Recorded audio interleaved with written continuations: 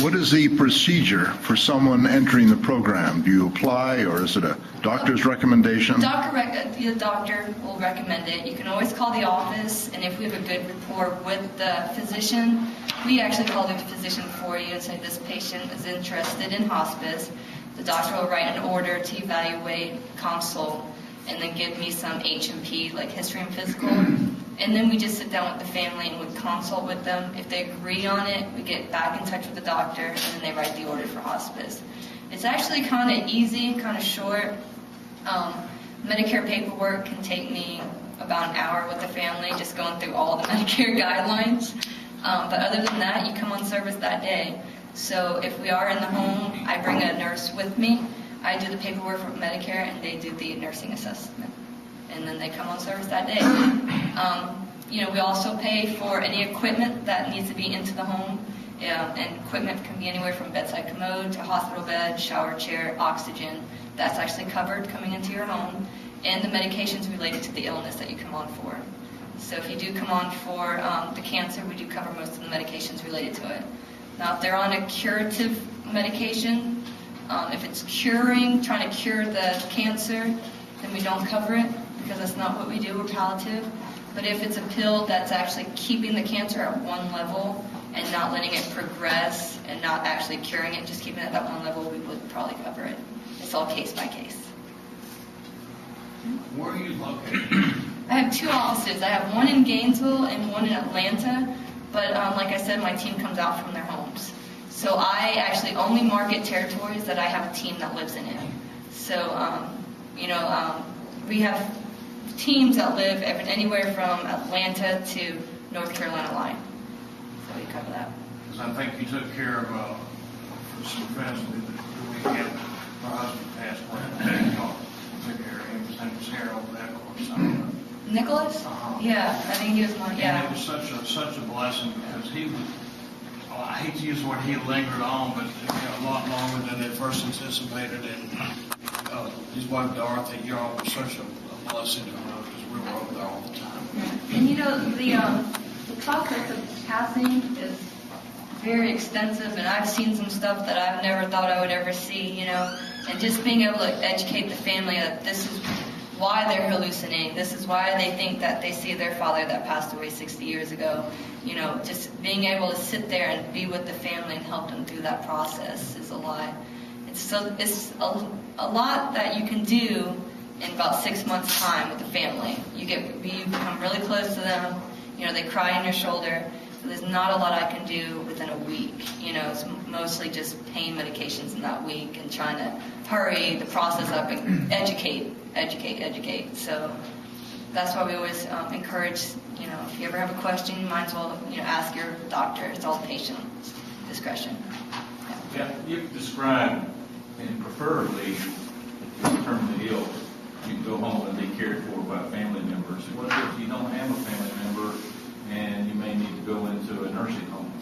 Oh, we help placement with that. I'm exclusive actually in Chestnut Ridge, like White Oaks, the assisted living facility. So I do have good ties with them, and we help you guys get into. We help them place. You can do the same thing in a nursing home that you set up. It's the same thing. Nursing home, I don't take away anything that the staff is already doing for mom or dad. I just add another layer of care on top of it. So you have my staff and the staff that's already at the nursing home. And they'll have emergency meds on hand that they wouldn't have unless they're on hospice, like liquid morphine, Ativan, ABH cream, which is cream that has some anxiety meds in it and it seeps through. So. Do you work with any of the hospice facilities that are around? Do you know what I'm talking about? You know what I'm talking about. Like the inpatient facility? Yeah, the actual hospice.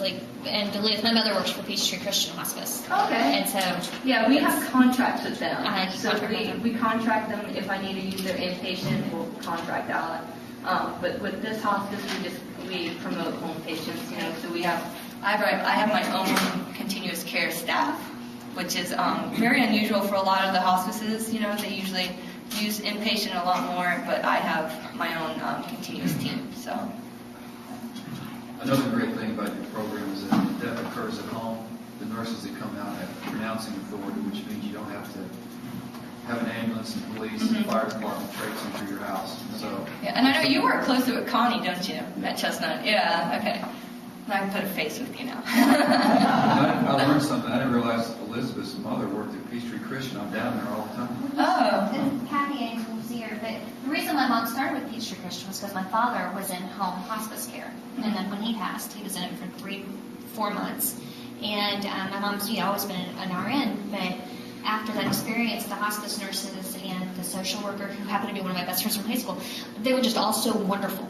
They were so great, and they helped the passing of my father and helped us deal with the passing of my father so completely that it really touched her, and she completely changed her focus to hospice. Yeah, it takes a special person to actually do a lot of what Yeah. the nurses do. It's amazing. Social workers.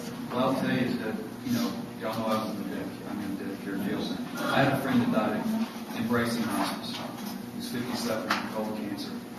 I don't see how you guys do what you do every day, which seems crazy coming from a funeral director. But I found myself sitting with Jay before he passed away, feeling very uncomfortable. Because I'm looking in his eyes, and he's knowing he's going to die. And I'm sitting there, I don't see how these hospital people do this. Because I get called when they die. I've only seen one person die in my life. Yeah. Yeah, the training for the job was kind of hard. I was like, oh my gosh, what did I just get myself into? The job that this group does that she's associated with is phenomenal. Compassionate Hospice is head and shoulders above anybody that we deal with. Yeah. The owner of the company, it's small. It's not corporate owned, and that's what I really like about this company. I used to work with a corporate owned home health company, and you don't know anyone in the company. But the owner of the company actually used to run Terra Plantation, and he was a doctor in geriatrics, and he just saw these companies coming in and not doing what Medicare says. You need to do this, you need to bring this person in, this one, and he wasn't getting it. So he actually started his own hospice about 3 years ago, and handpicked all of us from all the other companies. We're not supposed to say it, but he handpicked us all, and we all came over with him. We have one more private owner, actually, and the gentleman, Steve, used to take care of his mother at Terra Plantation, and he took care of her so well that he was like, I want to invest in your company. So that's how it started. We started in Gainesville. I think we're the second largest growing hospice in Atlanta right now, and I've cared for in 3 years, I've cared for almost 5,000 patients. I have 170 on staff right now, and that's what I was saying. I am looking for a nurse down in Alpharetta and one in Hall if anyone needs to know anything. But yeah. Have you ever had anybody in ranks who come off hospital? Yeah. Usually the ones that actually come off hospice, because it is a criteria. If you don't meet the criteria, we're not going to keep you on service, because that's our license too, and the physician's license. Usually, I've had it happen, I swear, only 3 times in these 2 years I've been working here. And it's usually because I have a husband and a wife, and one of them is terminally ill, and the other one is so depressed that they just stopped eating, and they started losing a lot of weight, and it was like a failure to thrive. And then once all the counseling, they kind of, their spirits came up a little, and they didn't qualify for hospice anymore. So you can come off for that instance, or if you do have cancer and a month or 2 down the road you decide, hey, I want to try chemo again, you can come off hospice, try your chemo, and come back on hospice if you need us. Is it at all possible to make a reservation?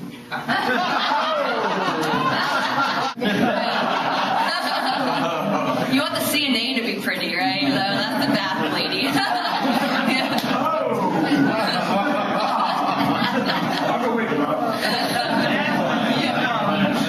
Years older than my daughter, but I remember watching you in high school. I believe you went to South. I know she's going, we won't talk about other things, but did you not play with Katie Long? She's way behind you. She's just now graduating from college.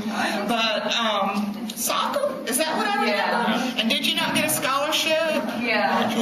Went to North Georgia? Yeah, I played in North Georgia. Awesome. I remember watching you play soccer in high school, actually. Okay. I did.